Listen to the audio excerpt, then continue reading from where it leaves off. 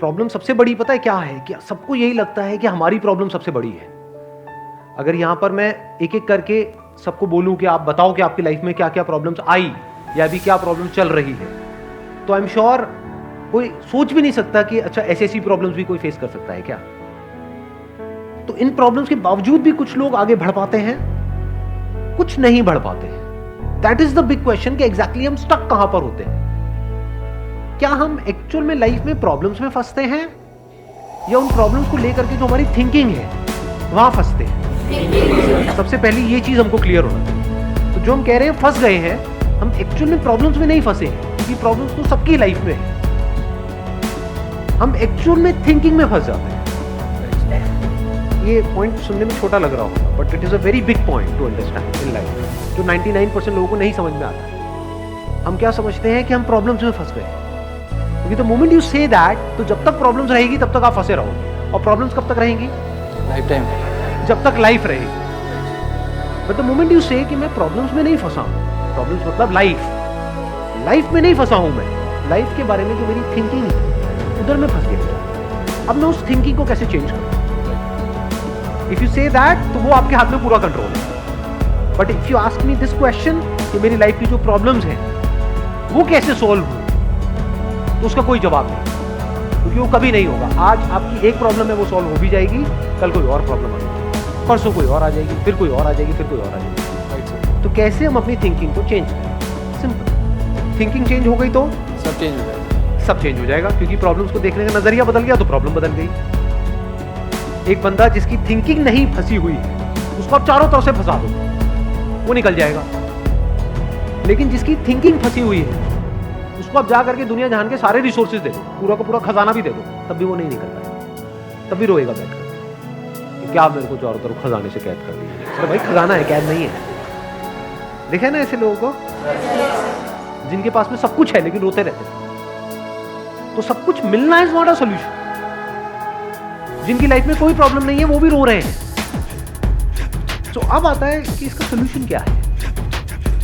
We are stuck in our thought process, how to get out of it. तो सबसे पहली चीज ये समझनी है, ज्यादा सोचने से कुछ नहीं होता,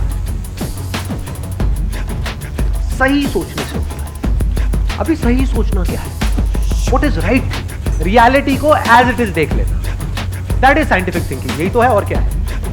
there are laws of this universe, उसको एज इट इज देख लेना, उसको ऑब्जर्व करना, यही तो है साइंटिफिक थिंकिंग। उन लॉज को बदलना नहीं, क्योंकि साइंस बदल नहीं सकती उन लॉज को। लॉ ऑफ ग्रेविटी को साइंस बदल नहीं सकती है, उस लॉ को समझ करके उसके हिसाब से एक्ट कर सकती है। इसी साइंटिफिक थिंकिंग को अगर हमको अपनी लाइफ में लगाना हो, तो इसका मतलब क्या? एक थिंकिंग हो सकती है लाइफ से रिलेटेड, जो भी आपके दिमाग में कचरा भरा पड़ा है बचपन से लेकर के आज तक, जैसा आपको समझाया गया है लाइफ के बारे में। किसने समझाया है? वो लोग जो खुद नहीं समझते, लाइफ के बारे में अपने अपने बिलीफ्स बनाए हुए हैं, अपने अपने स्टैंड पॉइंट से लाइफ को देख रहे हैं। फॉर एग्जाम्पल, कोई हिंदू है तो एक तरीके से लाइफ को देख रहा है, कोई मुस्लिम है तो अलग तरीके से लाइफ को देख रहा है, क्रिश्चियन है तो अलग तरीके से देख रहा है। क्या सही है इन तीनों में से? ये तीनों को सही थिंकिंग कह सकते हैं ना, क्योंकि आपस में लड़ झगड़ रहे हैं। साइंस में कोई लड़ाई झगड़ा होता है? अगर मैं किसी साइंटिफिक फैक्ट के बारे में बात करूंगा, क्या कोई हिंदू, मुस्लिम, क्रिश्चियन आकर के आपस में लड़ सकते हैं? नहीं। तो ये सही थिंकिंग। एक है जो हमें सही लगता है, एक है जो सही होता है। दोनों में जमीन आसमान का फर्क है। एक है जो आपको सही लगता है, एक है जो सही है। तो साइंटिफिक थिंकिंग का मतलब क्या, अगर इसको हमको लाइफ में लगाना हो तो, यानी लाइफ को आप एज इट इज देखो, ऑब्जर्व करो, फिर उसके बारे में सोचो। This is scientific thinking. और ये जो फंडा जिसकी मैं बात कर रहा हूं, इसको आप लाइफ के किसी भी एस्पेक्ट में लगा सकते हो। इसको बिजनेस में लगा सकते हो, इसको जॉब में लगा सकते हो, इसको रिलेशनशिप में लगा सकते हो, इसको हेल्थ में लगा सकते हो।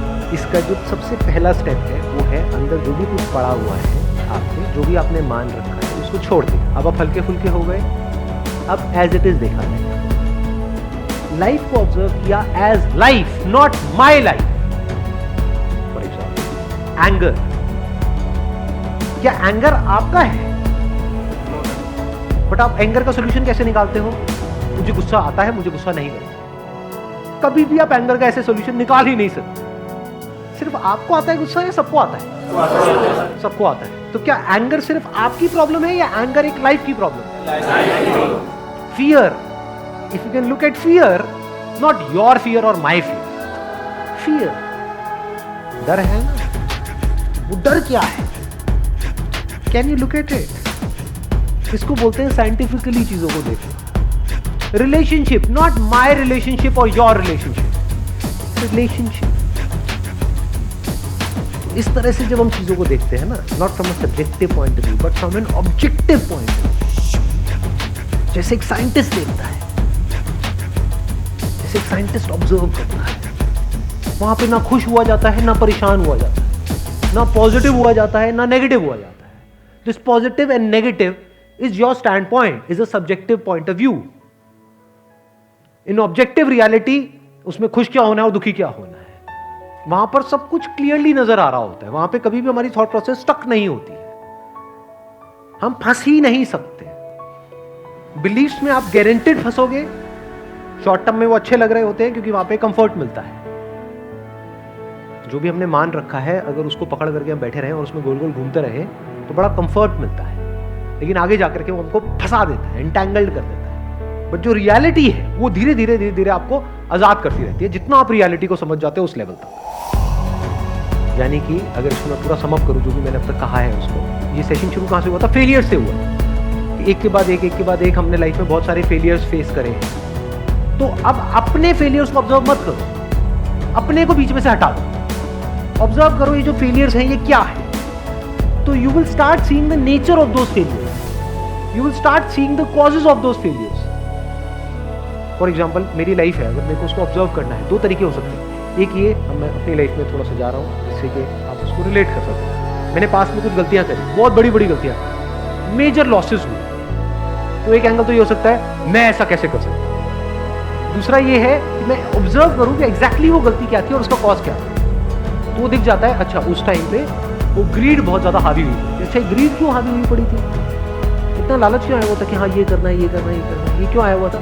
और बचपन से ऐसी कंडीशनिंग हुई, बचपन से घर में यही सारी बातें सुनी, तो इसलिए I was acting out of that information जो मेरे अंदर फीडेड थी, and that was not correct information. वो सारी इंफॉर्मेशन गलत थी, जिसकी वजह से मैंने जल्दी से एक्ट किया, बिना सोचे समझे, बिना सही थिंकिंग के एक्ट कर दिया, उस वजह से जाकर के फंस गया। तो मुझे उस बंदे ने नहीं फंसाया, मैं खुद फंसा अपने लालच की वजह से। तो अब ये क्लियर हो रहा है हम कैसे देखते हैं। तो वंस वी सी दैट, तो अब मैं उससे पूरी तरह से फ्री हो गया, because I understood something which is very basic in life, जिसकी वजह से पूरी की पूरी लाइफ एक अलग ट्रैक पे निकल गई। क्या समझ आया? कि कभी भी ग्रीड से एक्ट नहीं करना है।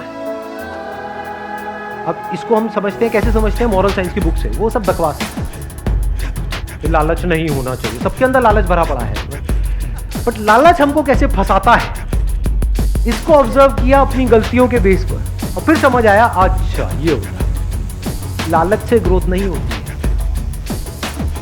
लालच से आप पैसा कमा सकते हो, बट उसको आप ग्रोथ नहीं कहते, क्योंकि आप डिग्रेड हो रहे हैं, तो आप एक्चुअल में ग्रो नहीं कर रहे। एक्चुअल ग्रोथ में उसको कह सकता हूं जो होलिस्टिक ग्रोथ, उसको ग्रोथ बोल सकते हैं। आपने पैसा तो कमा लिया, लेकिन डर में जी रहे हो कि मैंने इतने घपले कर दिए हैं, अगर किसी ने पकड़ा गया तो पता नहीं क्या हो जाएगा, क्या फायदा ऐसी लाइफ का, उसको आप ग्रोथ कहोगे? Can you call it growth? ना। तो लालच से ग्रोथ नहीं होती।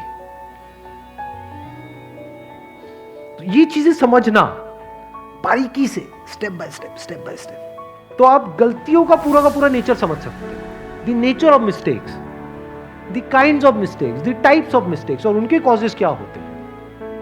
और जैसे ही हमको ये सब समझ आ जाता है और साफ दिखने लग जाता है, तो वो गलतियां होनी हमसे बंद हो जाती है। और जितनी भी गलतियां हो सकती हैं, उन सबके अगर नेचर समझ आ जाते हैं, तो गलतियां होने की पॉसिबिलिटी फ्यूचर में ऑलमोस्ट खत्म हो जाती है। प्लस जब समझ आ गई है उसकी रियलिटी, तो वहां पे ओवर थिंकिंग के लिए जगह नहीं होती, अपन थिंकिंग में स्टक नहीं होता।